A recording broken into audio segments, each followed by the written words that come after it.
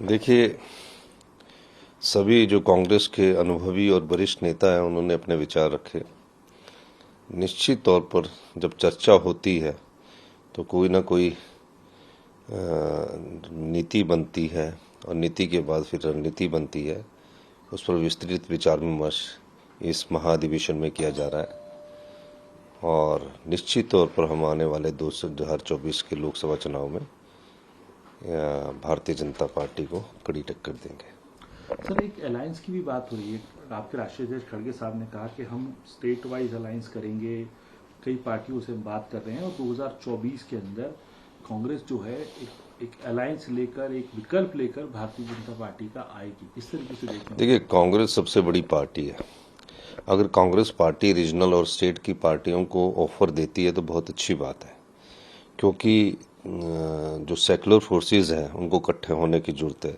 Regional पार्टियों को भी कांग्रेस के साथ हाथ मिलाना चाहिए, क्योंकि अगर भारतीय जनता पार्टी से कोई मुकाबला करना है तो उसमें कांग्रेस पार्टी ही प्रमुख विपक्षी पार्टी है।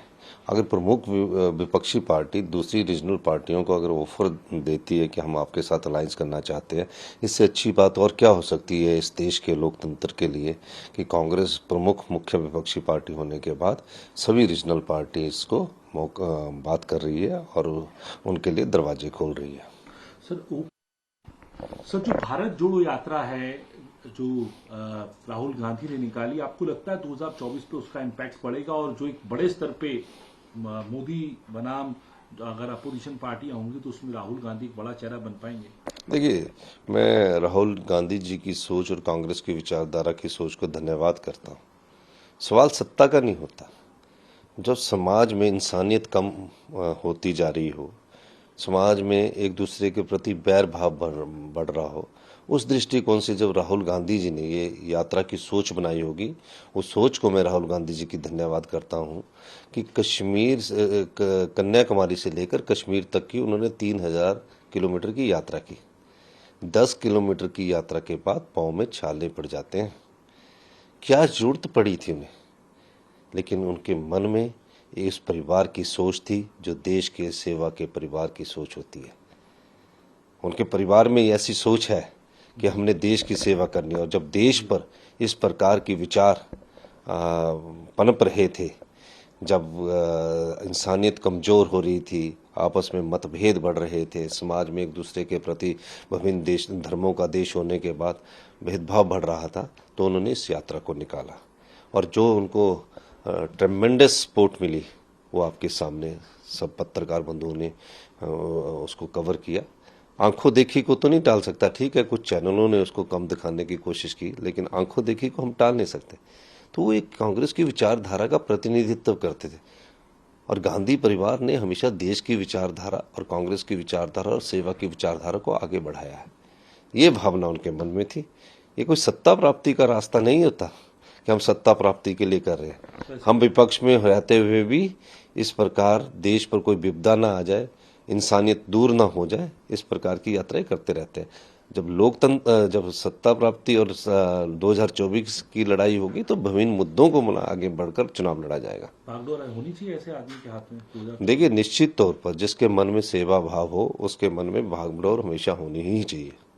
आखिरी सवाल आपसे सर, आप जब से सीएम बने ढाबे पर आप खाना खाने बैठ जाते हैं, आपने जो एक वीआईपी कल्चर है जो हिमाचल प्रदेश में, इस बात की बड़ी चर्चा है कि आप वीआईपी कल्चर को तोड़ रहे हैं बार बार, ये क्या? नहीं, वीआईपी कल्चर नहीं है। मैं तो 20 साल से एमएलए था, मैंने तो कभी पीएसओ तक नहीं रखा था। चुनावों से पहले मैंने पीएसओ को रखा और मुख्यमंत्री बनने के बाद मुझे Z+ सिक्योरिटी मिल गई। तो उस ढाबे में कोई पहली बार थोड़ी जाता था, और भी ढाबे में जाता था। ढाबे वाला का भी हमको याद रहती थी कि यार आपके साथ खाना खाते, तो खाना खाने में क्या हर्ज है। और ये मेरा दृष्टिकोण है कि हम आम इंसान हैं, आम परिवार से उठकर राजनीति करते हैं, तो हमें अपनी आम भावनाओं को नहीं मारना चाहिए।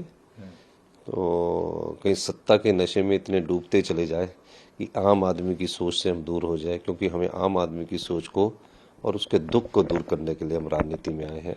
हम सत्ता सुख प्राप्ति के लिए नहीं आए हैं, हम व्यवस्था परिवर्तन के लिए आए हैं।